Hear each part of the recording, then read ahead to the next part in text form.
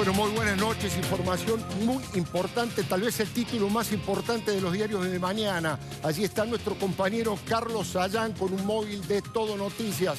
Carlos, muy buenas noches. Contanos qué está pasando en el geriátrico de la Avenida Los Incas.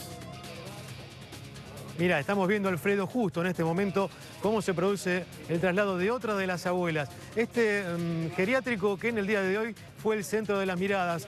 Casos detectados de COVID, de coronavirus, pero que los familiares se fueron enterando durante el fin de semana y por mail. Donde los familiares, miren cómo le grita la familia que recién lo puede ver. De un mes a esta parte es la primera vez que lo ven aquí cerquita y le gritan para que traten de escucharlo, porque en muchos casos estos abuelos ya tienen problemas de audición, tienen problemas para reconocer, y este es el momento más cercano que están en el último mes. Esta gente que no ha venido a ver a sus seres queridos, que se ha mantenido la distancia, que no ha venido para no contagiarlos, y se enteraron de esta manera tan inusual y tan rara el fin de semana. Se sabe que el día domingo se les hizo un hisopado, los test aquí a los abuelos, y que al menos 7 habrían dado positivo. Eso fue el día domingo, el número fue creciendo y es mayor, se está hablando de 19 casos. Entre estos casos también personal de este geriátrico.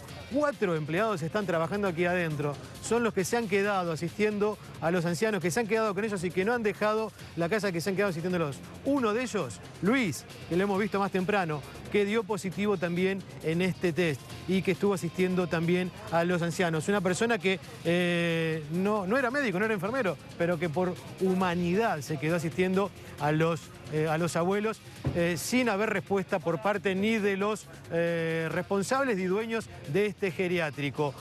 Justamente por esta ausencia de los dueños del geriátrico es que tomó intervención a última hora de esta tarde al frente del SAME.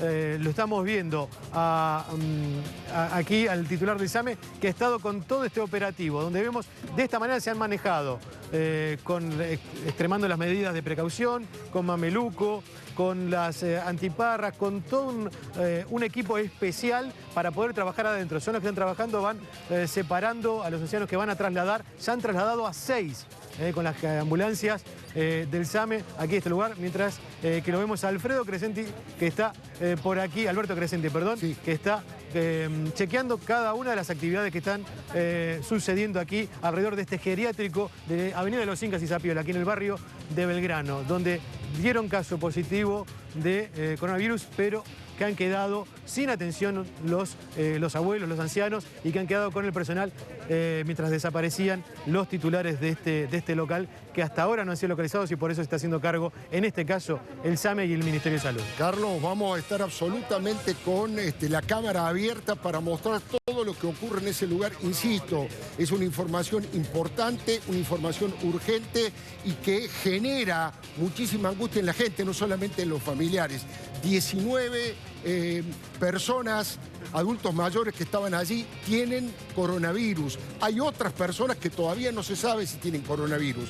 Hay personas que integran el grupo de trabajadores de la sanidad. Allí está Alberto Crescenti con el SAME, trasladando a cada uno de los adultos mayores que están contagiados a otro lugar, una ambulancia para cada uno de los adultos mayores. Es vergonzoso que no hayan aparecido los dueños de 5 o 6 geriátricos. Son dueños de 5 o 6 geriátricos que no han dado la cara, y la ciudad ha tomado la determinación de intervenir ese geriátrico y tomar las decisiones porque no están los dueños para consensuar con ellos.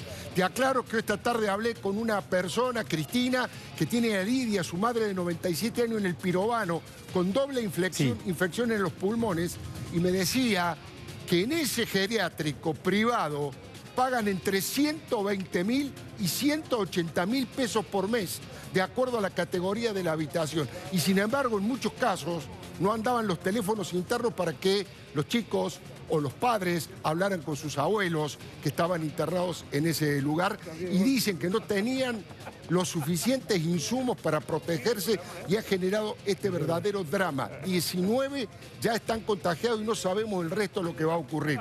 Estamos atentos a cualquier novedad, lo que vos necesites, y cuando haya ahí algún tipo de urgencia nos llamás inmediatamente. Carlos, ¿te parece bien? Cómo no, Alfredo, le vamos a estar contando lo que está sucediendo ante cada novedad aquí en el barrio Belgrano. Bueno, enseguidita, por supuesto, este es un canal cuyo insumo principal es la noticia y vamos a estar ante cualquier eventualidad que ocurra para poder informar como corresponde de esto, que es un impacto fuertísimo. Esta tarde yo pensaba si era el lugar de mayor contagio de personas bajo un mismo techo, 19, pero en realidad ha sido en la localidad de Saldán, en Córdoba. Hubo 65 también en un geriátrico en Saldán, 65 contagiados, de los cuales ya murieron 9. Adultos mayores. Digo, para seguir de cerca y para contrastar esta información. Por supuesto que vamos a hacer el programa que hacemos habitualmente, con opinión política, con consultas. Aquí está el diputado nacional Waldo Wolf. Muchas gracias por venir, diputado. Vamos a hablar de todo lo que tiene que ver con los abusos de poder, con el intento, con esa tentación autoritaria que dan las pandemias de gobernar solo. Está nada menos que el doctor Luis Grach. Él es médico y además psicoanalista. Muchísimas gracias por estar aquí. Vamos a consultar qué es lo que pasa puertas adentro de las casas y qué es lo que pasa adentro de la cabeza de todos nosotros. La soledad, la angustia, todo lo que significa vivir aislado y, por supuesto, de alguien tan destacado como el doctor Grach. Enseguidita. Y de economía, bueno, Carlos Melconian. Enseguidita vamos a consultar a Carlos Melconian, que está desde su casa por Skype, y tenemos una gran sorpresa. Uno de los más grandes artistas populares hoy aquí en este programa nos va a regalar algo de esperanza. Nos va a regalar un tema que ha compuesto especialmente y que jamás lo ha tocado. Lo va a estrenar en este programa nada menos que el querido Alejandro Lerner. Pero déjeme que le cuente dónde estoy parado desde el punto de vista editorial. Mire, estoy absolutamente convencido que el mejor papel que hoy puede jugar el periodismo independiente y la oposición política se puede resumir en estas 4 palabras. Barbijo sí, mordazas no. ¿Sabe por qué? Creo que eso comunica rápidamente mi postura. Una cosa es acompañar las normas sanitarias del gobierno nacional en la lucha de todos, que tenemos que hacer todos contra la pandemia criminal, y otra cosa muy distinta es callarse la boca frente a los atropellos, corrupciones, abusos de poder que comete el gobierno de Alberto Fernández en general y la tropa de Cristina Fernández en particular. Son 2 cosas muy distintas. ¿Respaldo a las medidas de los científicos para liquidar el virus? Sí, por supuesto. Ahora, ¿seguidismo verticalista y obsecuente con el 4º gobierno kirchnerista? No, de ninguna manera. Mire, es bastante claro lo que debemos defender con la información, por supuesto, más rigurosa posible, sin ocultar nada. Hay que cuidar 3 pilares de la Argentina de este tiempo tan complejo. Hay que cuidar la salud para que muera la menor cantidad de compatriotas. Hay que cuidar la economía para que haya la menor cantidad de desocupados posibles. Y hay que cuidar la democracia para que con la excusa de las leyes de excepción y de emergencia no se lleven puesto a la República. Por eso le digo que la consigna del momento debe ser barbijo sí, mordazas no. Todos tenemos la obligación de colaborar con los científicos, los médicos, los enfermeros de esta guerra contra la peste. Pero también todos tenemos la obligación de defender con uñas y dientes las instituciones, la división de poderes, la autonomía de la justicia y todos los derechos humanos, no solamente lo de los amigos de Cristina. Por eso le digo con barbijo sí, pero mordazas no, para denunciar todo tipo de corrupción y sobreprecios, sin que nos importe la camiseta partidaria del ladrón, sin que nos importe. El que roba el dinero del pueblo con coimas siempre es un delincuente. Pero en estos momentos de conmoción, el que lo hace, además de estafador, es una persona antisocial que debe ser extirpada del Estado cuanto antes para que sea castigado con todo el peso de la ley. No importa si pertenece al equipo de Alberto Fernández o al de Horacio Rodríguez Larreta. Los malandras son malandras. Y no importa si se autoperciben kirchneristas o macristas. Nunca más debemos permitir que se apropien de nuestro dinero destinado a comprar aceite, fideos, barbijos o alcohol en gel para las personas que más lo necesitan. Daniel Arroyo en su momento trataba de explicar lo inexplicable.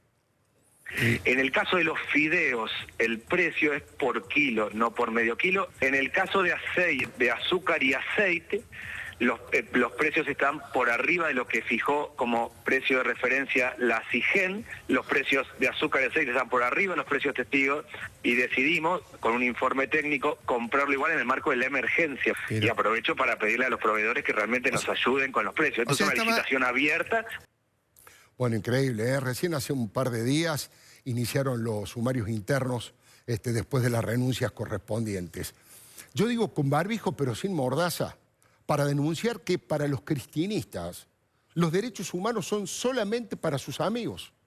Horacio Pietragala, como secretario de Derechos Humanos de la Nación, pidió por una nota oficial del gobierno de Alberto que el corrupto confeso Ricardo Jaime pague su condena en su casa y que otro corrupto como Martín Báez, el hijo de Lázaro, salga en libertad. Incluso ahora se supo que también hicieron una presión indebida, una invasión de poderes, una presión indebida para que lo mandaran a Luis Delía a la prisión domiciliaria. Nos enteramos recién hoy. Todos los integrantes, estoy hablando de Jaime, de Amado Vudú, estoy hablando de Martín Báez, de Delía, todos ellos integran los grupos de riesgo. Riesgo para los bolsillos ajenos y para los dineros públicos. Vamos a ver a estos muchachos, para no olvidarlos.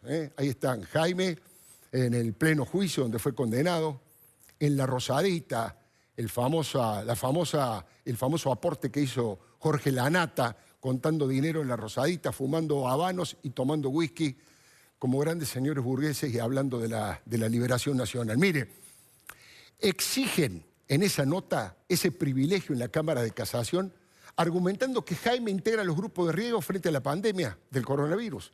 Jaime ya venía haciendo huelga de hambre, reclamando ese favoritismo que ya tuvo otro delincuente condenado en segunda instancia, como Amado Vudú.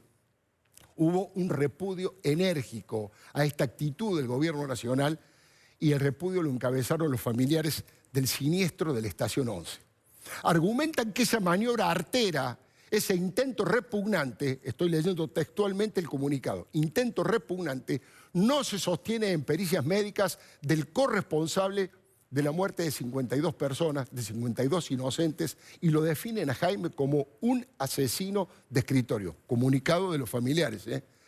Dicen que el presidente Fernández se enteró por los diarios de la movida que Cristina le ordenó a Pietragala. Se cortó solo, decían en la Casa Rosada. Nadie sabía nada. Bueno, eso es mucho más grave todavía, porque encima fue un desafío a la autoridad del presidente.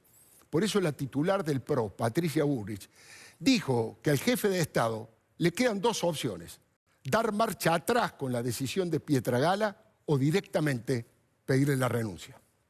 Si el presidente hoy llama al secretario de Derechos Humanos, puede haber dos resoluciones: o vuelve atrás la medida o echa al funcionario.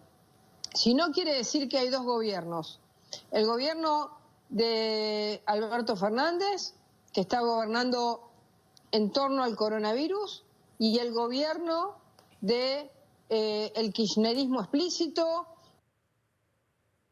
Del kirchnerismo explícito. Dice que si no lo echan, si no le piden la renuncia, es porque hay dos gobiernos. Mire, los familiares del siniestro de Once también lo fustigaron a Pietragala porque dijo: nunca se preocupó por nuestra identidad psicofísica. Y confirma lo que le vengo diciendo. Ni Pietragala, hijo de desaparecidos y nietos recuperados, ni las madres ni las abuelas de Plaza de Mayo jamás tuvieron un gesto de acompañamiento o de reclamo por tantos trabajadores muertos por la corrupción kirchnerista en aquel tren del horror. Fue silencio cómplice. Eso fue lo que hicieron. Se preguntan en el comunicado los familiares: ¿volvieron para ser mejores o para liberar a los delincuentes? Bueno, insisto, los derechos humanos son para Jaime, para Vudú, para Martín Báez, para Luis Delía, y en realidad ellos son los reos victimarios. Y nunca los derechos humanos son para las víctimas, salvo que sean del equipo de Cristina.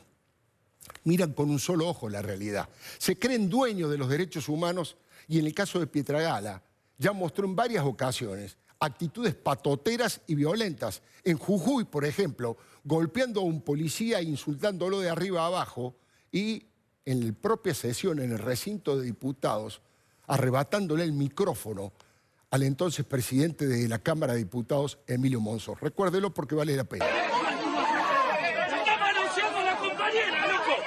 ¿Qué la manoseas, hijo de puta? ¿Qué la acompaña? Ese señor de camisa blanca que está en el círculo rojo, ese es el secretario de Derechos Humanos de la Nación. Y ahí lo vemos avanzando tirándole la carpeta y avanzando sobre el escritorio del presidente de la Cámara de Diputados, en ese entonces, Emilio Monzó. Por eso le digo, con barbijos pero sin mordazas, para denunciar que el caso Vudú superó todos los límites. Puso de rodillas y humillada a la justicia independiente. Hoy los tribunales están de feria, es decir, que solo funcionan para casos de emergencia.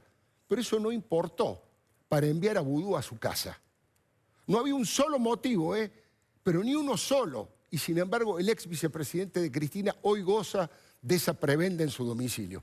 Eso solo ya era grave, pero lo trágico y provocador fue que después, cuando el fiscal quiso apelar esa decisión, argumentaron que la justicia estaba de feria. Vudú, conocido por todos, ¿no es cierto? La autora intelectual de esta trampa fue Graciana Peñafort. Ella es abogada tanto de este bandido, ex vicepresidente, como de la jefa del cártel de los pingüinos. Ahí lo vemos saliendo de la cárcel con el barbijo puesto a Amado Vudú. Ahora, como si esto fuera poco, Cristina puso al segundo jefe de los espías de su gobierno, a Juan Martín Mena, para custodiar, entre comillas, por supuesto, a los testigos arrepentidos que la denunciaron a Cristina. Es una actitud vengativa terrible. ¿Se imagina cómo va a custodiar Mena al ex contador, por ejemplo, al ex contador de la familia, Víctor Manzanares, que aportó pruebas y aportó carpetas de la mega corrupción? Es como poner el lobo a cuidar a las ovejas. Es una intimidación permanente. Y como si esto fuera poco, hoy Nicolás Wieniawski denunció que Cristina puso a Mena para blindar el acceso a la información pública, a la IGJ, y de esa manera ocultar datos claves para investigar la corrupción de la actual vicepresidenta y del financiamiento del Instituto Patria, que está sospechado por todos lados. Ahí lo podemos ver a Mena, Juan Martín Mena. Ese no es muy conocido, pero es un funcionario clave en toda la estructura de justicia legítima y en este plan de impunidad para todos y todas que ha diseñado Cristina. E insisto, el que no la debe estar pasando nada bien es el contador Víctor Manzanares. Ahí lo vemos cuando fue detenido. El diputado Waldo Wolf, aquí presente, va a impugnar esa decisión. Ahora veremos qué suerte corre. Lo mismo con el ciberpatrullaje de la ministra Sabina Frederick. Control a los que no piensan como ellos y represalias para los que se atrevan. La verdad, todo el aparato de justicia legítima está dedicado a buscar los caminos más rápidos para que haya impunidad para todos los funcionarios acá. Mire, la doctora Lucila Larrandart presentó hace 4 días una nota al director del Departamento de Derecho Penal de la facultad. Ahí decía que la institución debe sumarse al apoyo a la libertad condicional, al arresto domiciliario o a la libertad anticipada, directamente libertad anticipada de los presos kirchneristas, ellos dicen políticos y yo digo presos de la corrupción. A esa nota de la doctora Larrandart adhirieron Raúl Zaffaroni, Maximiliano Rusconi, Alejandro Slócar y la ministra actual, Elizabeth Gómez Alcorta, entre otros. Estos nombres lo dicen todo, ¿no es cierto? Con barbijo, pero sin mordaza, para denunciar que la doctora Peñafort, que además es directora de Asuntos Jurídicos del Senado, fue la encargada de presionar a la Corte Suprema de Justicia para que se expida ante el pedido de certeza que hizo Cristina. Insisto, la justicia está en cuarentena. La Corte no debe pronunciarse, así lo dijo hoy Eduardo Casal, el procurador, sobre temas abstractos. Y tampoco corresponde que opine sobre otro poder como es el legislativo. Cristina quiere que la habiliten en realidad para sesionar en el Senado, pero bueno, se quiere asegurar que si lo hace en forma remota sus decisiones no vayan a ser volteadas después por la Corte. Y aquí por lo menos una emboscada. Es Cristina que solamente quiere sesionar para que se le dé media sanción a su proyecto familiar del impuesto a los ricos. Ella es la autora intelectual y su hijo Máximo es el autor material de la insólita intención de cobrar un impuesto más en este momento de hecatombe económica. un impuesto más, eso no ocurrió en ningún país del mundo. Pero el resentimiento y la grieta que quieren potenciar lo lleva a impulsar semejante despropósito. Alberto le dijo a sus amigos que no estaba muy convencido, pero no tuvo más remedio que aceptarlo y bendecirlo. Le digo lo mismo que el otro día. Cristina corre a Alberto por izquierda desde el populismo autoritario y Alberto cede cada día más. Desde ese momento Máximo estuvo en todas las reuniones importantes de Olivos. Es el jefe de su bloque, pero no invitan a los otros jefes, a los jefes de los demás bloques. Participa Máximo de la mesa chica como una especie de comisario político. Él es el encargado de hacerle los test a Alberto para saber si tiene el virus de la derecha. Ahí lo podemos ver a Máximo con Carlos Jere cuando fueron a plantear, y también en la reunión donde estuvieron los gobernadores estaba Máximo Kirchner, y en otras reuniones de importancia además. El presidente de la Corte, el doctor Rosenkrantz, se demoró en contestar el pedido de certeza de Cristina, y Graciela Peñafort le faltó el respeto diciendo que la actitud de él y del resto de la Corte era cachivachesca, porque querían trabar la iniciativa. Bueno, el doctor Rosenkrantz, frente a eso, rápidamente le pidió al procurador que tomara una decisión. Con barbijos, pero sin mordaza, el procurador Eduardo Casal ya se pronunció absolutamente en contra de responder ese pedido de Cristina. Y la Corte seguramente se va a pronunciar en las próximas horas. El kirchnerismo está consolidando su concubinato o sus relaciones carnales, si usted prefiere, con dos de las dictaduras más antiguas y sanguinarias, China y Cuba. Xi Jinping felicita a Alberto, le ofrece ayuda mientras el mundo occidental y democrático le pide explicaciones a China. Macron, el presidente de Francia, Angela Merkel, la primera ministra de Alemania, básicamente dijeron que iban a tener los chinos que responder preguntas difíciles. Prácticamente la Europa democrática le está reclamando a China que dé explicaciones, el Reino Unido, Australia. También cuestionaron las actitudes chinas. Es que la mayoría de las naciones democráticas piensa que ese país gigante fue responsable de experimentos mal realizados que diseminaron el coronavirus, que censuraron e incluso en algún caso hicieron desaparecer a los médicos que denunciaron esa situación y que ocultaron al mundo durante varios meses semejante drama. No existe la libertad en China. Se violan los derechos humanos, pero Horacio Pietragalla y el resto de las personas y organismos cooptados por Cristina no dicen una palabra. Todo lo contrario. Ya les conté que el Partido Justicialista, que preside un conservador derechoso como José Luis Gioja, emitió formalmente un comunicado de apoyo, el PJ, al Partido Comunista Chino. Claro, el comunicado fue fogoneado por Jorge Tayana y los populistas del grupo Puebla. Alberto y Xi Jinping están con buenas relaciones, por eso les decía carnales, y por eso han enviado los aviones de aerolíneas argentinas a buscar toneladas de insumos médicos a China, por orden de Axel Kicillof y obviamente Cristina. Ahora no se sabe bien qué es lo que viene en esos paquetes, cuál es la verdadera calidad y eficiencia, porque en otros países hasta los kits de testeos fueron truchos. Vienen trajes de protección y mascarilla. Le digo la verdad, ojalá sirvan y no sean un de descarte o una engaña pichanga. Nadie sabe incluso si son totalmente gratis o hay que pagarlos. Y encima, una vez más, disfrazaron esa negociación oscura de una épica patriótica absolutamente inexistente. Los vuelos de la libertad de Aerolíneas Argentinas, ahí está. Ahí lo estamos viendo. Al villano de Pablo Viró, responsable de 100 paros salvajes que perjudicaron a miles de pasajeros, lo quisieron convertir en héroe, casi como si fuera un prócer emancipador. Y es un sindicalista que gana muy bien, pero que hace años no pilotea un avión. Es el primero que en un plenario de la CGT llamó a voltear al gobierno de Macri y a dejar de chupar, bueno, lo que usted ya sabe, ¿no? Grosero, golpista y provocador. De la Nación dicen, pongámonos de pie, empoderémonos y dejemos de chupar p***. Enfrentemos este gobierno, volteémoslo. No puedo hacer otra cosa que sentirme empoderado. Con barbijos, pero sin mordaza, para denunciar otra operación oscura en lo económico e innecesaria en lo sanitario. Me refiero al próximo desembarco de los médicos cubanos.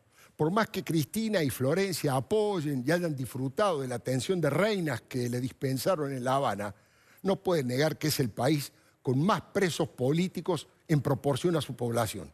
Se persiguen disidentes pacíficos, los que protestan pacíficamente, y a los homosexuales. Es increíble y nadie dice nada. Por supuesto, Horacio Pietragala, el defensor de Ricardo Jaime, las madres y las abuelas, y ningún cristianista han dicho una sola palabra sobre semejantes violaciones a los derechos humanos, y ahora nos quieren vender que los médicos cubanos son representantes solidarios de Cuba. Hay que poner la lupa en todo eso, ¿eh? En otros países los médicos han cobrado fortunas, pero el 10% nomás es para los médicos, el 90% es para el Estado cubano. Los médicos argentinos, claramente superiores desde lo académico y desde el acceso a la última tecnología, ganan muchísimo menos, muchísimo menos. Es una injusticia que les moja la oreja a esos médicos esforzados, luchadores que aplaudimos todas las noches a las 21 horas. Muchos no tienen los insumos suficientes y por eso la cantidad de infectados entre el personal médico y de enfermeros es muy superior a la de otros países. Pero Kicillof va a traer a los médicos cubanos. Además, no son todos médicos. Muchos son enfermeros que hicieron alguna especialidad. Esa farsa de la buena medicina, una verdadera farsa, llevó a Nicolás Maduro a decir que Cuba ya tenía la cura contra el virus. Dijo el interferón, la verdad. Un verdadero delirio peligroso, inflamado de ideología y carente de todo rigor científico. Nicolás Maduro con todos ustedes. Cuba va a la cabeza, a la vanguardia. Cuba, siempre Cuba va a la vanguardia con el interferón, una medicina creada con tecnología médica cubana. Mire, ahí están los médicos en los actos políticos y con afiches del Che y de Fidel. Mire, la Argentina es uno de los países del mundo con mayor cantidad de médicos cada 1000 habitantes. Es información oficial. En nuestro país hay casi 4 médicos por cada 1000 habitantes. Tenemos más médicos en proporción a los habitantes que Alemania, Francia, el Reino Unido y Estados Unidos. Tenemos casi el doble que Canadá. En Argentina se reciben 5.000 médicos por año. Hoy la totalidad de los trabajadores de la salud llegan a los 650.000. Incluso hay muchos médicos excelentes venezolanos que huyeron de la tiranía chavista, a los que le están demorando la revalidación de sus títulos. Nadie ve la necesidad de importar a estos médicos que nadie examina, que no van a revalidar sus títulos, que no van a cumplir la cuarentena y que se van a llevar un dineral que es necesario en este país para afrontar esta crisis inédita. Estas brigadas médicas fueron claves para sostener al chavismo en Venezuela. En muchos casos cumplían funciones sanitarias, pero también de grupos comandos, de espías y de trabajo psicológico a favor del régimen. Fue un acuerdo que hicieron Fidel Castro y Hugo Chávez, que se mantiene hasta hoy. En Chile, en Ecuador y en Bolivia participaron incluso de manifestaciones violentas y los mandaron de vuelta a Cuba. Y en Bolivia denunciaron cuál fue el rol que jugaron mientras el presidente era Evo Morales. Según denunció el ministro de Salud, menos de la mitad del personal tenía título de médico acreditado, mientras que otra parte se dedicaba a labores de inteligencia y desestabilización. Las autoridades bolivianas allanaron lugares donde encontraron evidencias a medio destruir por elementos cubanos.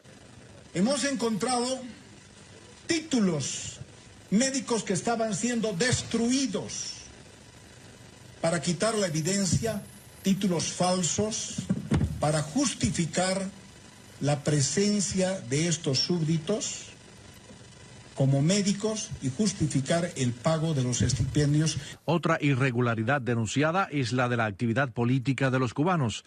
Se hallaron actas de reuniones políticas. Según el ministro, los documentos fueron recuperados cuando estaban por ser destruidos.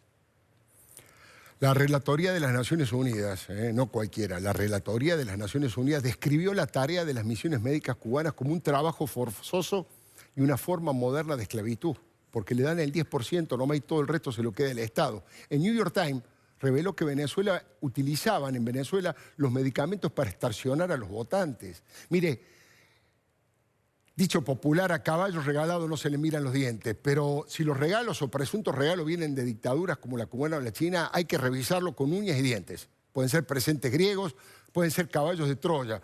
Por todo esto que tiene que funcionar con urgencia el Congreso de la Nación. En varios países está abierto y en sesión permanente. Cristina y Sergio Massa tienen la obligación de hacer sesionar a los senadores que representan a las provincias y a los diputados que representan al pueblo. La justicia debe ponerse en marcha nuevamente, lo antes posible. Al virus se lo combate con medidas como la cuarentena, ok, y el lavado de manos, por supuesto, pero la democracia se defiende con más democracia. Hay que estudiar y revisar cada uno de los decretos de necesidad y urgencia que fueron un verdadero récord. Hay que ponerle límites a la tentación autoritaria del populismo kirchnerista para que no aprovechen la emergencia para quedarse con todo. El sistema democrático no puede convertirse en un unicato. La lucha contra la pandemia no puede ser el escudo para ocultar la corrupción, la venganza y el autoritarismo. Barbijo sí, mordazas no. Le doy mi palabra. Bueno, nos vamos rápidamente. Está en línea Carlos Melconian, el economista, porque, bueno, muchísimas de las preocupaciones que tenemos los argentinos tiene que ver con la economía. Pero antes, si ustedes me permiten, le quiero hacer una pregunta al diputado Waldo Wolf. De todas estas irregularidades, de todos estos atropellos, de toda esta falta de respeto a las normas y a la división de poderes, ¿cuál le parece que es la más grave, diputado? No, son todas graves. Es como que me pregunte qué prefiero, si darme un martillazo en la rodilla izquierda o la derecha. Claro. Porque todas afectan el criterio de independencia de los poderes y participación de la oposición. Hay algunos que parecería que no les gustan. Es muy bueno el título de su editorial, Barbijo sí, mordaza no. Parecería que no les gustase que exista la oposición. Así que entiendo que el ciberpatrullaje afecta a las libertades individuales y colectivas, las compras sin llamado a licitación y sin que podamos acceder en tiempo y forma a la transparencia, afecta el uso indiscriminado de los dineros del erario público. Creo que lamentablemente hay algunos sectores de la política que les gusta transformar el barbijo, que todos apoyamos desde una posición responsable, en mordaza y no permitir que hagamos los cuestionamientos que son inherentes al funcionamiento democrático, inherentes al funcionamiento republicano, inherentes a la función de la oposición. Sin duda. Yo les dije, el doctor Luis Grach, buenas noches y gracias por venir nuevamente. No, gracias por la invitación, al contrario. Del trabajo en el consultorio, que ahora puede ser remoto y en pocos casos presencial, ¿cuál es la demanda más importante de parte de los pacientes? ¿Qué es lo que más están expresando como angustia o como soledad o como ansiedad? Bueno, lo que usted me registre. Exactamente lo que vos recién un poco esbozabas, Alfredo. Yo diría, un poco exagerando, que en el consultorio lo que uno ve es una pandemia de trastornos de ansiedad. Digamos, hay un incremento enorme en lo que son trastornos de ansiedad, yendo desde las fobias, trastornos obsesivo-compulsivos, claustrofobia a raíz de la cuarentena, agorafobia en relación al miedo a salir y contagiarse, pero básicamente yo diría que lo que más se exacerbó como motivos de consulta son, a nivel individual, fundamentalmente los trastornos de ansiedad y, por el otro lado, los efectos negativos de la cuarentena. ¿Qué quiero decir con esto? Bueno, la cuarentena adquiere ribetes totalmente diferentes según como cada uno la tenga que pasar.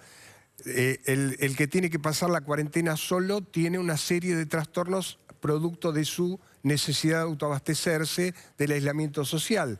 El que tiene que pasar la cuarentena en pareja, bueno, allí se incrementan muchas veces o la armonía o la disarmonía de una relación de pareja. Las personas que están en pareja con hijos ajenos también se les incrementa un poco la tensión de lo que significa la convivencia con hijos propios o ajenos. Las parejas que están separadas tienen que atravesar la cuarentena aislado de visitar a sus hijos, claro, o teniendo que decidir a ver si ven o no ven a sus hijos. Las personas de edad, de alguna manera, tienen que atravesar la cuarentena privados del contacto con sus hijos y con sus nietos. O sea que yo diría que, en términos generales, desde el punto de vista de la clínica cotidiana, yo veo un incremento enorme de trastornos de ansiedad y, por el otro lado, efectos secundarios de la cuarentena, según como le toque atravesarla a cada uno.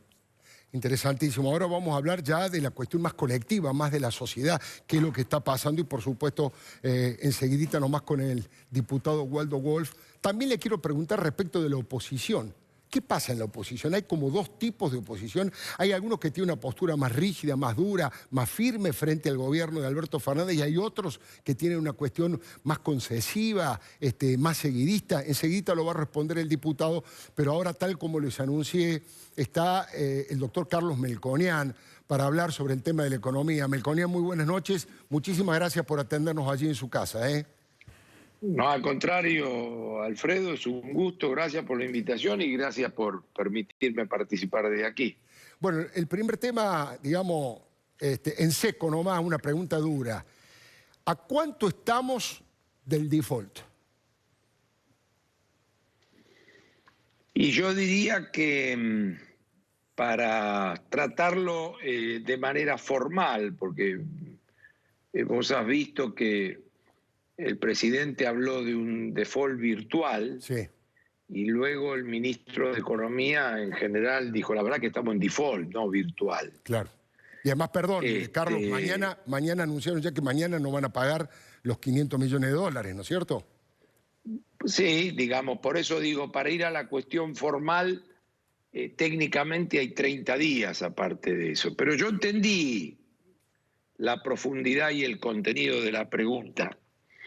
Y la verdad que del default formal estamos a la altura de lo que decida el presidente, porque yo creo que se está enfocando mal el tema de la oferta argentina en términos de su intento de evaluación de lo que se ofreció. Y para evaluar técnicamente lo que se ofreció, hay que tomar muchos supuestos de trabajo con altísimos niveles de sensibilidad, que cambia para un lado o para el otro por muy poco. Así que yo lo que creo es que para no entrar en el default formal o para entrar en el default formal, estamos solo por blanquear la voluntad que haya de no entrar o de entrar en default formal. Ahora, se trata ya, a esta altura de los acontecimientos, es un evento y una decisión estrictamente política pensando en el futuro de Argentina. Claro, porque mucha gente por ahí que no tiene un conocimiento profundo de la economía dice, bueno, es lo mismo, el default, ¿no? El default es lo mismo. Yo creo que en el corto plazo, tal vez a esta hora pueda llegar a ser lo mismo, pero en el mediano plazo de ninguna manera, porque luego cuando haya que levantar la economía, nadie va a tener crédito, ni las empresas, ni las provincias, ni la nación, ¿no? Por supuesto, no es lo mismo, definitivamente no es lo mismo.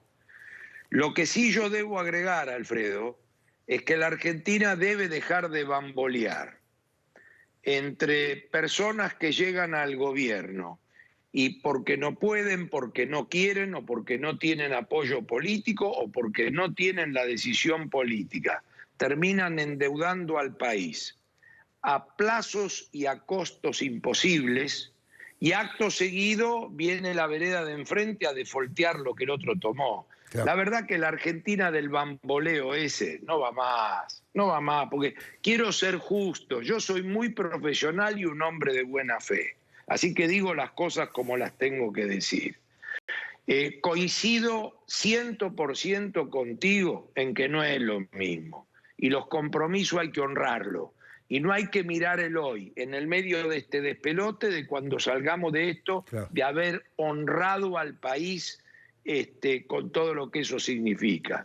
Pero también las próximas administraciones no pueden venir y tomar plata a cualquier precio y a cualquier plazo y dejar el campo listo para que atrás de eso venga otro a defoltear. Y siempre recordando que esto es el subproducto de un agujero del fisco que por H o por B no se quiere cubrir. Entonces, el que quiere tener déficit lo tiene porque quiere tenerlo y hace política. Y luego viene el que viene atrás y porque no puede o porque no quiere, también hace política y no lo cierra y toma deuda. Y entonces, digamos, después tiene que venir alguien a decir la verdad. Y la verdad es que no es lo mismo y hay que honrar. y aprendamos la lección de no endeudarnos más en estas magnitudes que son imposibles de honrar. Sin duda. Melconian, todo el mundo político sabe que usted es un hombre de consulta de distintas figuras de la política, entre otros del propio presidente Alberto Fernández, con el que cada tanto habla y lo consulta. Supongamos que la pregunta del presidente sea, ¿cuáles son los 3 elementos que usted, Melconian, me recomendaría una vez que superemos la parte más complicada para salir de todo esto? ¿En qué temas hay que concentrarse? Y bueno, yo diría, Alfredo, a ver, así de gran trazo. Primero, no daría terminada la salida. O sea, porque tu pregunta es, vos no me tuteás y yo te tuteo, así que perdoname. Está muy bien. Bueno, lo primero que tenemos que ver es completar la salida. La salida por X cantidad de motivos, falta de verticalidad, porque hay un 90 y pico % de la atención puesta en lo sanitario, porque hay problemas con la gestión, por innumerable cantidad de motivos. Recién en el día de ayer terminó relativamente acomodándose en un pedacito que es el pago de los salarios. Yo hace mucho tiempo, antes casi hasta que empezara la cuarentena, pero se lo veía venir. Yo digo, se quemaron los libros acá, no hay ni keynesiano ni neoclásico, hay una pandemia. Como dijo Kissinger, no hay un terráqueo que haya vivido esto. Así que ahí estamos en un lío grande donde mi consejo ahí fue proteger a las empresas para proteger a los trabajadores, no para proteger a empresarios, contra mantenimiento del empleo y pago de los salarios. Y se inventó una fórmula bancaria al 24%, que eso no iba a andar desde el día que nació, hasta que ayer, a través de un decreto, y quedó abierto para que se sigan anotando los que hacen falta, el gobierno se va a hacer cargo por lo menos de un porcentaje de los salarios que tiene que ir 100% contra el mantenimiento de los puestos de trabajo, si no el Estado le debe quitar al empresario esa ayuda. Entonces, ahí se está arreglando en el medio de la pandemia, que es un tema muy grave porque la cuarentena hace que no se venda. La cuarentena hace de que 1/4 de las cosas son esenciales y 3/4 no se puede salir a la calle, por lo menos hasta ayer y hoy. Sí. Entonces, lo del salario y el empleo empezó por ahí. Luego está toda la cadena de pago, el cheque, la cadena financiera, lo que cualquiera que hizo un cheque en la vida o manejó un negocio, aunque sea de barrio, se da cuenta que hasta que empezó la cuarentena, uno tiene cheques y plata en circulación, que eso no puede ir para atrás. Y si no hay venta, eso va a ir para atrás. La segunda cuestión, entonces, vía Banco Central, es el respeto a la cadena de pago. Y no hay mucha más medida para salir de la pandemia. Claro. Es decir, poner toda la carne al asador. Ahora, quiero ser justo también. ¿Dónde está el problema de poner la carne al asador? El problema de poner toda la carne al asador en la Argentina, por eso es parte de la respuesta que te tengo que dar, es que la Argentina no tiene acceso a la deuda, ni externa, ni local, ni tiene moneda, tiene inflación. Y cada vez que emitió moneda en las magnitudes que uno piensa que esta pandemia puede llevar, acto seguido entra en un problema por esa cuantiosa emisión.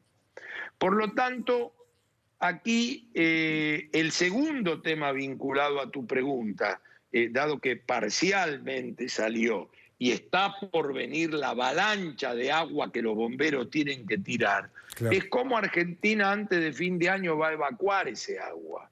Claro. ¿Cómo va a terminar? Porque esta no es una sociedad que como subproducto de la pandemia va a aceptar tamaño monto de emisión monetaria. Claro. Es decir, lo va a aceptar mientras no haya gente en la calle. Entonces hay que empezar a pensar cómo va a ser la evacuación de todo eso, claro, si no va a ir inflación, claro, si no va a ir inflación, si no va a ir... Porque esto después se ajustó siempre históricamente en la Argentina con inflación. Pero si uno lo agarra a tiempo, estamos con la posibilidad de inundar y sacarlo. Y el tercer elemento, para completar las 3 preguntas tuyas, es que va a haber día después. Y en el día después hay algunas cuestiones símbolo que deben ser tomadas hoy. Símbolo. Una es el de la deuda y otra es el de bajar esta cuestión de los impuestos. Claro. Yo no soy una persona que viene de familias que heredamos millones. He sido un laburante toda mi vida y lo que hice me lo he hecho trabajando y pago los impuestos como corresponde. Pero quiero decir, a la gente hay que cobrarle los impuestos que corresponden. O sea, no defiendo a las 11.000 familias, ni a los terratenientes, ni a los poderosos, pero yo quiero que esa plata la pongan. Yo quiero que esa plata la pongan para crear trabajo, claro, para crear empleo, claro, para reconstruir, para hacer crecer en la Argentina.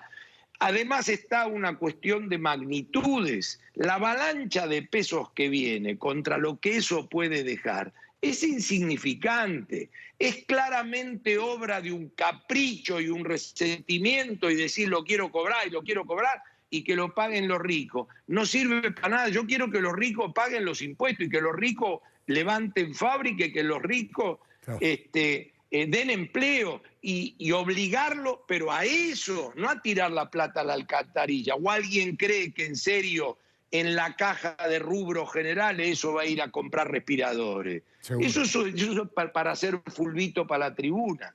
Entonces, son las tres cosas. Primero se quemaron los libros. Acá hay que poner toda la carne al asador. Y yo he dicho que los ultraortodoxos, liberales, al libre mercado, quédense tranquilos, muchachos, porque acá estamos con un problema muy grave. Sí. Segundo, no vayan a creer los heterodoxos toqueteadores que viene el keynesianismo a salvar a la Argentina. Claro, claro. Dejen todas esas cosas de lado.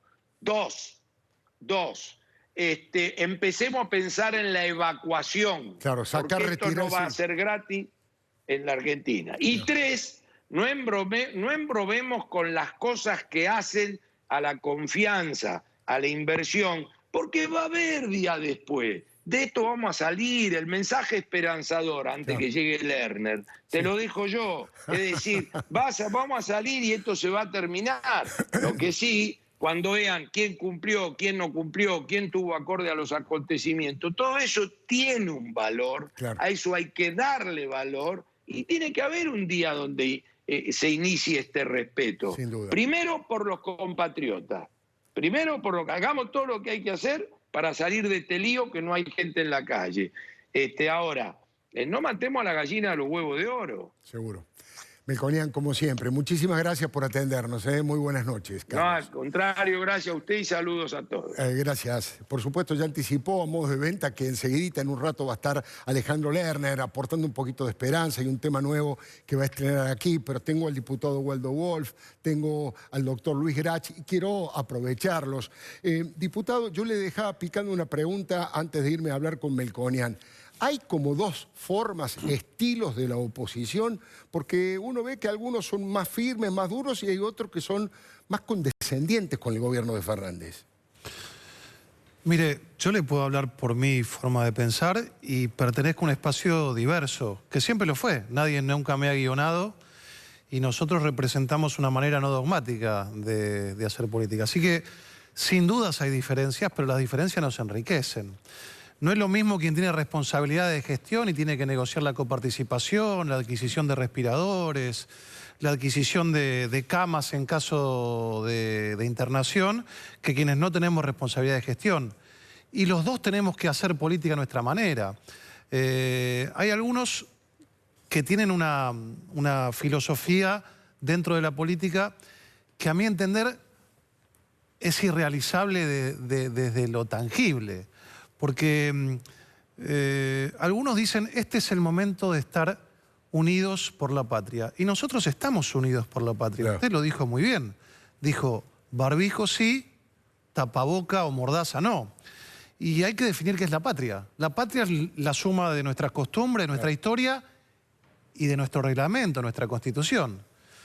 Y hacer patria no es decirle que sí al gobierno. Hacer patria es cumplir con un sistema democrático republicano. Claro. Y la función de una oposición en la República es ser contralor del Estado. Claro, por supuesto. Es luchar contra la impunidad, es interferir con documentos, como usted dijo. Nosotros presentamos hoy una impugnación a quien cuida a los testigos protegidos. Bueno, Martín Mena. Estamos presentando mañana con el diputado Luis Petri ante la Comisión Interamericana de los Derechos Humanos un documento para que den un cronograma de repatriación a nuestros compatriotas que están afuera.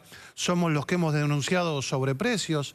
Entonces, eso es lo que nosotros tenemos que definir. ¿Qué es ser patria y qué no ser patria? Yo le pregunto a usted, ¿qué hubiese pasado sin oposición en el 83?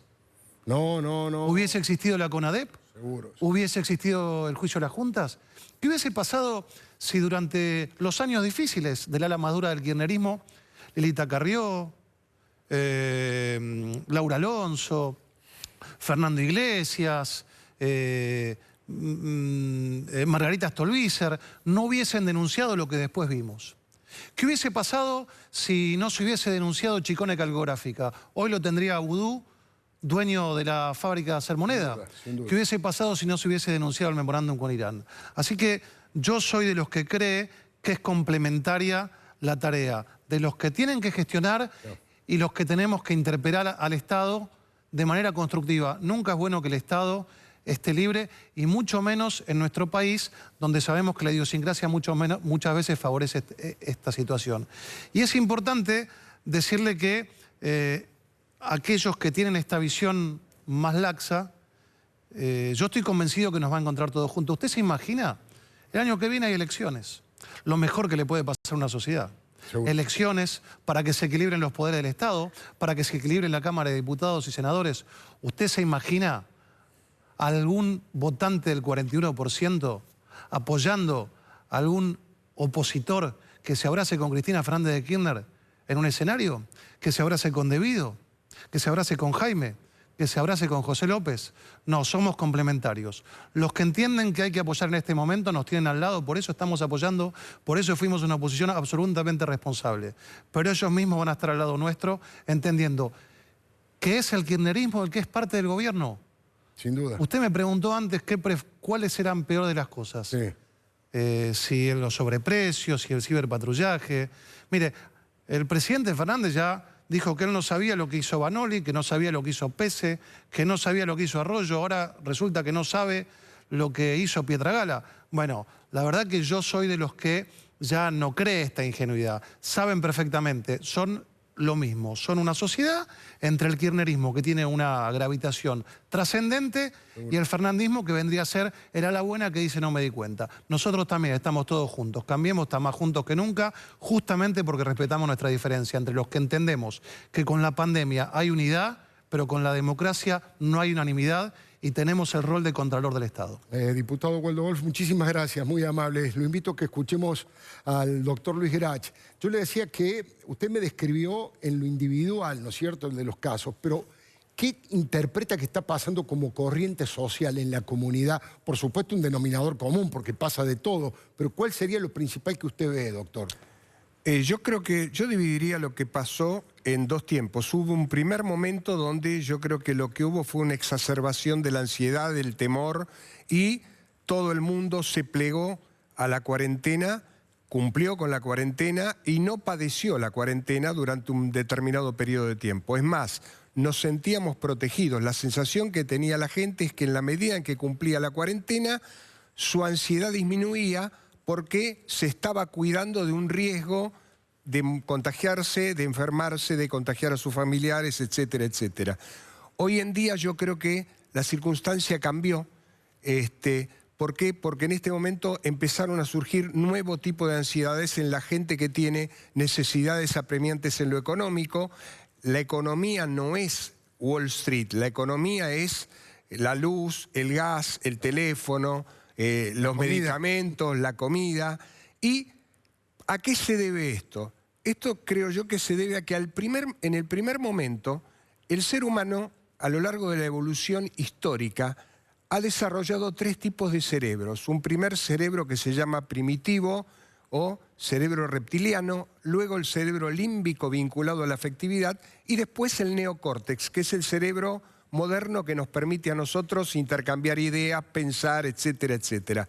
Cuando surgió el tema de la pandemia, que además la palabra misma, desde el punto de vista médico, quiere decir que una enfermedad está, digamos, expandida en el mundo. No quiere decir pandemia, no es sinónimo de muerte.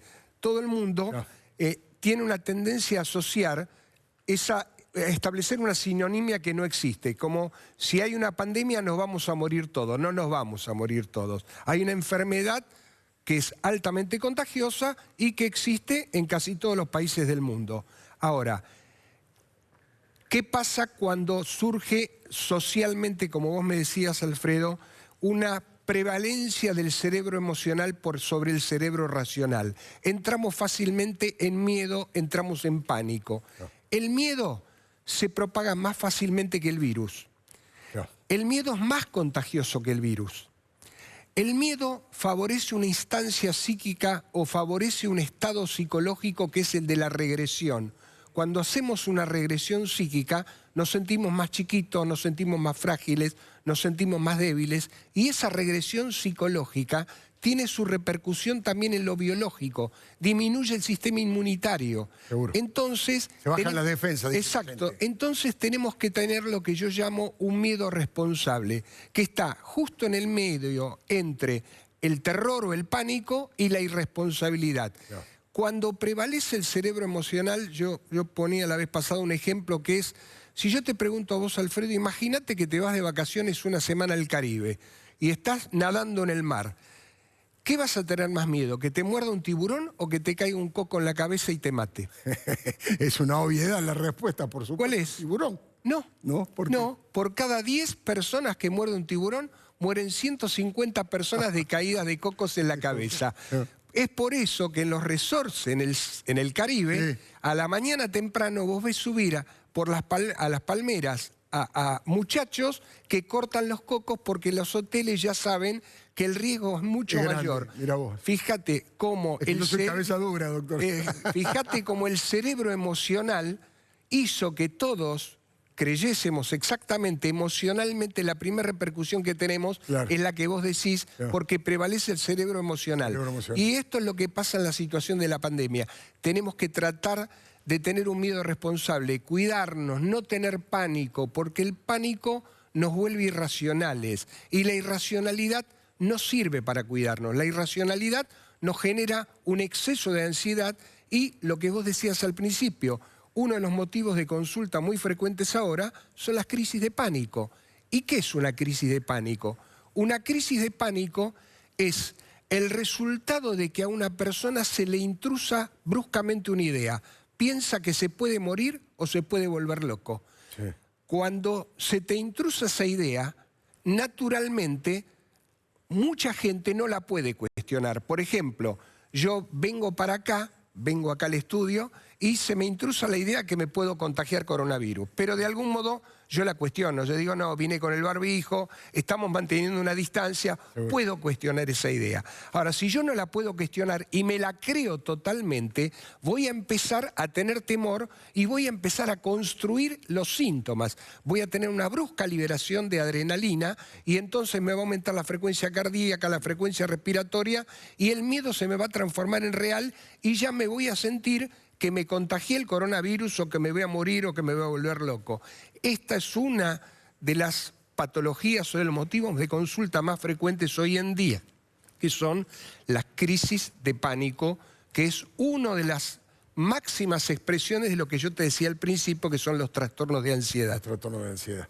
Doctor, ha sido realmente muy didáctico, muy interesante escucharlo. No va a ser la última vez que lo invitemos. Muchas gracias. Muchísimas gracias por la invitación. Bueno, vamos a cumplir con una promesa. Tenemos la gran expectativa de charlar un ratito con Alejandro Lerner. Allí está Alejandro. Alejandro, muchísimas gracias. La verdad que nos hayas esperado hasta esta hora, que no hayas tenido la amabilidad de entrar en tu casa. Y además me han dicho que vas a estrenar una canción. Eso lo tomo como un regalo de tu parte. ¿Cómo te va, Alejandro? Muy buenas noches. Bien, buenas noches. Mira, yo las canciones las estreno en casa de amigos, siempre. Bueno, te agradezco mucho. En la época de mi querido Juan Alberto hasta ahora, una canción es un documento emocional y muy honesto, ¿viste? Y sobre todo en esto que estamos compartiendo. Creo que es uno de los momentos más socialistas que ha vivido la humanidad en muchas eras, ¿no? Una pandemia, una situación como esta que no conoce de geografías, no conoce límites sociales, económicos, ni colores, ni religiosos. Y creo que esta situación genera un sentimiento de unidad que no lo generó ni la Shoah, que hoy se conmemora. ¿Verdad? Ni siquiera el Holocausto, donde el enemigo era uno de nosotros, era un ser humano. Hoy el enemigo de la humanidad es un virus. Todo lo que se gastaron en armamentos no sirve para nada. Y creo que eso hace que haya un replanteo muy profundo, ¿no?, de cómo queremos vivir de ahora en adelante. Comparto plenamente todo lo que decís, Alejandro. La verdad que es un momento histórico donde da la sensación que se va a barajar y dar de nuevo, que va a aflorar algo distinto. Vemos si es mucho peor, mucho mejor, pero seguramente hay muchos de la sociedad anterior, de la forma de relacionarnos, que tal vez no vuelva. Pero ¿cómo es en tu caso, Ale? ¿Cómo la estás llevando? ¿Qué haces todos los días en tu casa? ¿Qué pasa con la familia? Contanos un poquito de eso, a ver si alguna gente te puede copiar en alguna de las cosas como para, bueno, superar esto, ¿no?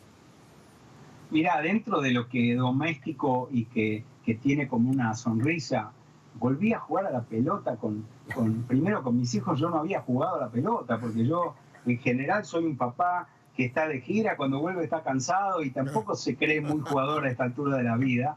Entonces volví a jugar a la pelota, volví a hacer cuentitas con lápiz y papel, ¿viste? Sin computadora, sin calculadora. Y por otro lado, esta sensación de agradecimiento profundo a mi mujer, porque lo que hacen nuestras mujeres es titánico, ¿viste? Ahora, la mujer hoy es compañera, cocinera, maestra, tiene un trabajo que por supuesto que yo estoy ahí poniendo el brazo, no el hombro, poniendo todo, poniendo el corazón, pero realmente es un momento que se despiertan nuevas valoraciones, ¿viste? Empezás a valorar mucho más lo que es tu estructura familiar, ¿viste? Tu tribu, a quién tenés que cuidar, cómo la vas a cuidar, eso que va creciendo, esa sensación animal de que no salgas, lavate las manos, cuidate, toda esta nueva cultura, este folclore. Antes era el mate y ahora es el jabón, es el alcohol, los guantes, el barbijo. Se está construyendo una cultura desde el 2020 en adelante, ¿no? Es realmente impresionante. La verdad que uno va escuchándote y va rememorando y viendo cómo le pasa. Hablas muchísimo con determinada gente por teléfono, estás componiendo, estás tocando la guitarra, componiendo canciones. ¿Cómo te estructuras en el día? Mira, hoy hablé hace un rato con mi amigo Armando Manzanero. Uy, qué grande, un maestro. Esas eran las preguntas. Estás tocando, estás componiendo. Y por supuesto que en cualquier situación la música y nuestra posibilidad de expresarnos es liberadora. Yo estoy componiendo, estoy estudiando. Hace poquito generé un espacio que se llama Entre Todos, que es un espacio que creamos con mi mujer y mi familia con 2 teléfonos y una cámara para pasar conciertos gratuitos en vivo en distintas redes al mismo tiempo. Bueno. Fue un éxito total, más de 200.000 personas vieron Entre Todos, con invitados increíbles, Nito Mestre desde Miami, Los Tipitos, Sandra Mianovich, Nahuel Penisi, qué sé yo, un montón de gente, Víctor Heredia, no me quiero olvidar a nadie, Baiano, Los Tequis, Ariel Pucheta. De esa onda, Ariel me manda una versión cumbia de Volver a Empezar y yo con este piano. Y así estoy con Los Tequis, también hice una parte de una canción. Este es el momento de que estamos lejos, pero no estamos solos, ¿viste? Y tampoco estamos encerrados, sino que hemos tomado la decisión de cuidarnos.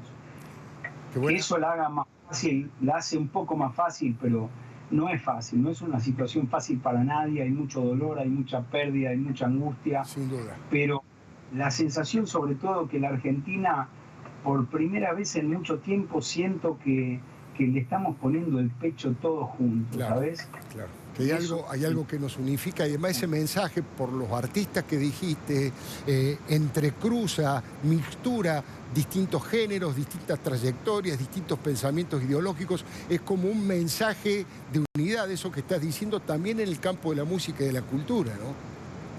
Que yo creo que mixtura el amor, mixtura la realidad, mixtura la soledad, mixtura la necesidad, mixtura la buena voluntad, el talento, las ganas de compartir. Yo siempre fui un tipo de bandera amplia, ¿viste? En mi bandera, que es la celeste y blanca, entra todo. Es más lo que sí que lo que no. Claro. Lo que no tiene más que ver con lo moral, no es ni lo geográfico, ni lo ideológico, ni lo religioso, porque yo creo que hay gente luminosa y seres de amor por todos lados. Mi chapeau, digamos, mi reverencia a todos los que están peleando en la primera fila de esta pandemia, que son toda la gente ligada a la salud, los médicos, los enfermeros, y también a la gente que nos trae la comida, que nos trae, por ejemplo, ahora yo creo que también te traen cosas de farmacia. Hay un cambio muy, muy importante en la sociedad. A todos esos mi agradecimiento profundo. Alejandro, sos muy generoso, dijiste que ibas a presentar los temas en la casa de un amigo y que consideres este programa como la casa de un amigo, realmente es muy valioso para mí y me enorgullece. ¿Tenés ganas de hacer el tema ese? Así lo escuchamos en la despedida. Voy a acompañar esto que acabo de terminar. Esta es una canción fresca. Vos sabés que este año cumplo 40 años de carrera, entonces se llama Canciones en Cuarentena, pero también cuarentena porque son 40 años, ¿viste? Así que esto empieza así. A ver.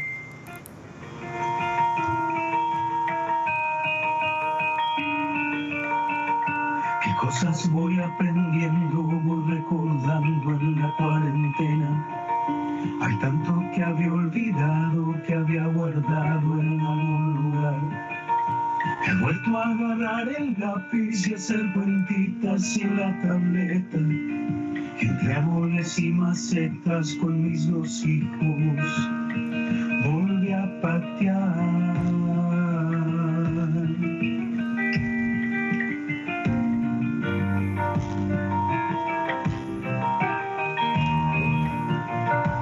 Ay, hoy canto entre tanta pena. Ay, a veces no sé qué hacer. Ay, canciones en cuarentena. En medio de tanto infierno queda algo bueno que agradecer. En medio de tanto infierno queda algo bueno que agradecer.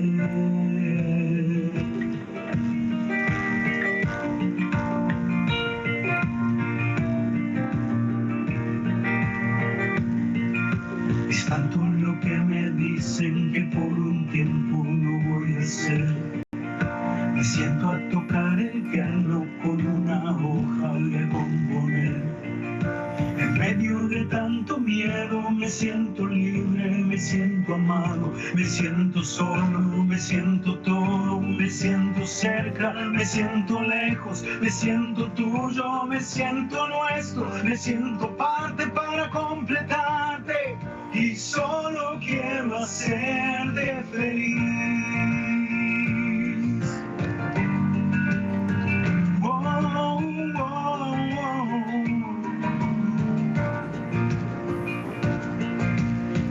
Haciendo de todo, buscando el modo para seguir. Y si el ánimo no alcanza antes que te pida, ya estás allí. Son las vueltas de la vida que no me avisan por dónde ir. Si vamos a la deriva y estoy contigo, contigo quiero ir.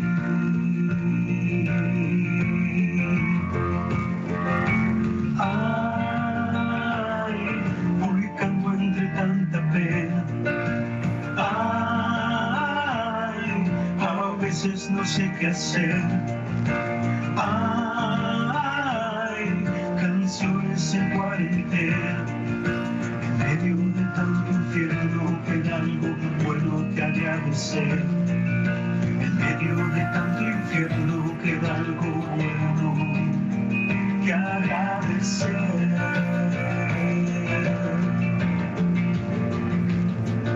Son las vueltas de la vida que no te dicen por dónde ir.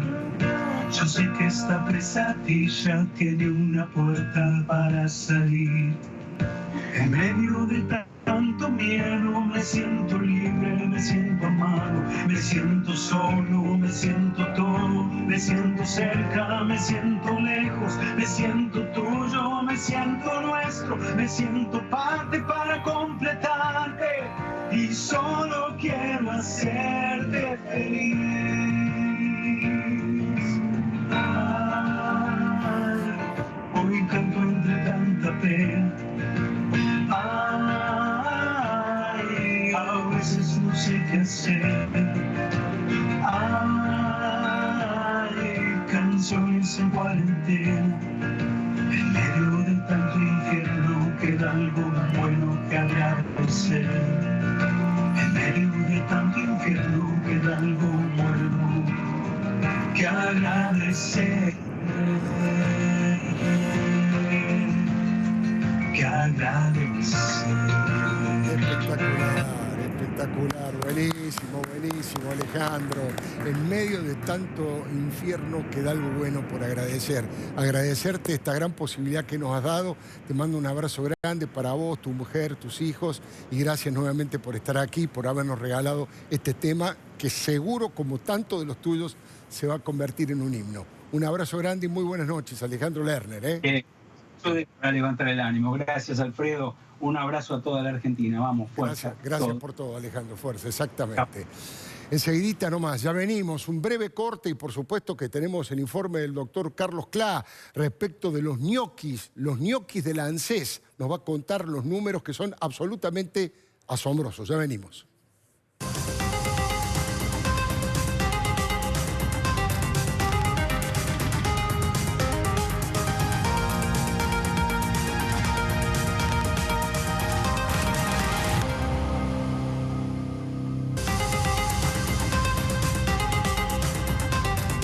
¿Qué pasa en el ANSES? ¿Qué pasa con las contrataciones en el ANSES, el doctor Carlos Clá? Buenas noches, Alfredo. Verdaderamente es un festival de contrataciones ANSES por estos días, más allá de alguna discusión por los números. Que hay contrataciones, no hay dudas. La discusión está alrededor de cuánto es el número que se ha contratado en la ANSES de Alejandro Vanoli, un funcionario que ha logrado algo inédito, que es cerrar la grieta del lado de haberse ganado críticas. Desde el periodismo, por supuesto, con diferentes acciones, desde la oposición claramente, pero también desde el oficialismo, porque con lo que pasó en aquel Viernes Negro, que todos recordaremos, con los jubilados en la calle, incluso hasta Alberto Fernández lo retó a Vanoli. Sí, dice que le sacó una tarjeta amarilla, que ahora no le gusta cambiar funcionario, pero que está en capilla, ¿no? Muchos dicen eso, que está en capilla y que podría ser uno de los funcionarios que se mueva una vez que esta pandemia termine. Tres cosas para resaltar de este último tiempo, ¿no? De Alejandro Vanoli en la pandemia.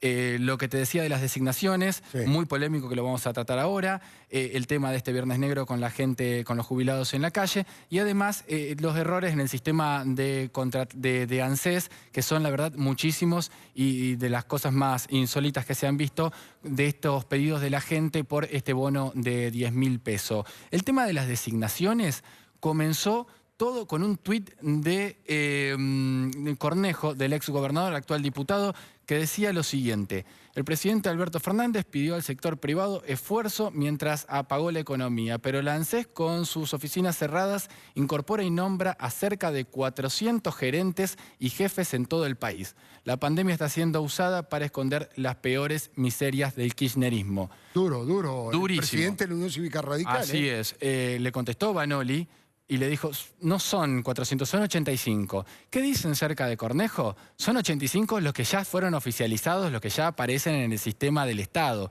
Pero hay otras 300 designaciones que están en trámite en este momento, que en cualquier momento deberían aparecer. Sabés que las cuestiones que tienen que ver con el Estado en el medio de la pandemia pueden demorarse algún día más. Entonces, bueno, dicen, bueno, va a tardar en aparecer, salvo que por todo este escándalo, por todo lo que está surgiendo y lo que podría crecer, bueno, frenen esas... Lo demoren un poco. Lo demoren un poco. Bueno, pero ¿qué está pasando? Si retrocedemos un poco, nos pusimos a buscar para atrás y estas designaciones se hacen en medio de un momento especial. El 10 de febrero, en el boletín oficial, salía este decreto, el 132/2020, que es el decreto que decía que se restringen las designaciones en el Estado por 180 días. Es decir, no solo estas designaciones se hacen en el medio de una pandemia, se hacen además con este decreto que el Estado había dicho se restringen todas las designaciones, menos las de emergencia. ¿Qué pasa? ¿Es ilegal?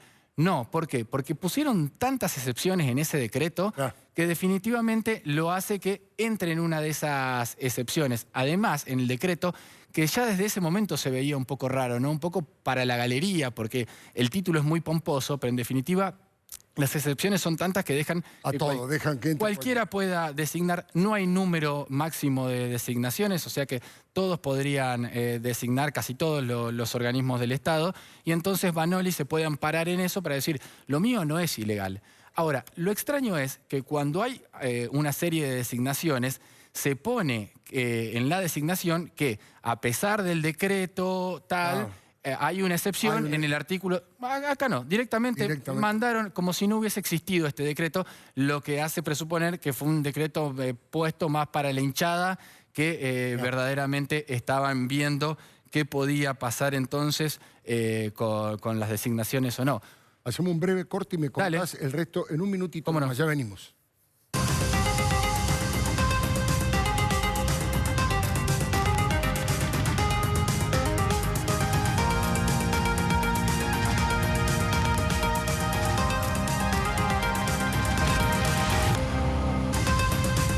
Dato final del doctor Pla.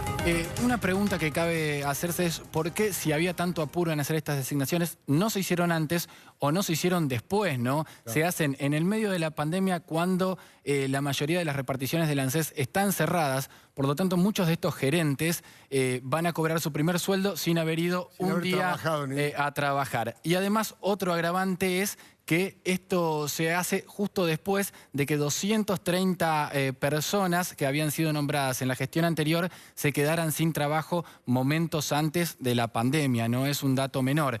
Cuando le dieron el telegrama decía sin invocación de causa, que básicamente significa, es una causa política, es decir, si no te doy causas, fuiste nombrado en la gestión anterior, no seguís en esta, evidentemente... Se echaron 230 y van a tomar cerca de 400. Si todo va como está en trámite, cerca de 400 personas, muchas de las cuales ya habían sido funcionarios en la época de Cristina Kirchner, estuvieron un poco escondidos en otros lugares y ahora volverían al lugar de la gerencia. Y algunos de ellos incluso ya están en su lugar de gerente, aún sin que haya salido el decreto que los nombre. Es decir, ya están trabajando en ese lugar donde ya saben que le corresponde, a pesar de que la designación no esté.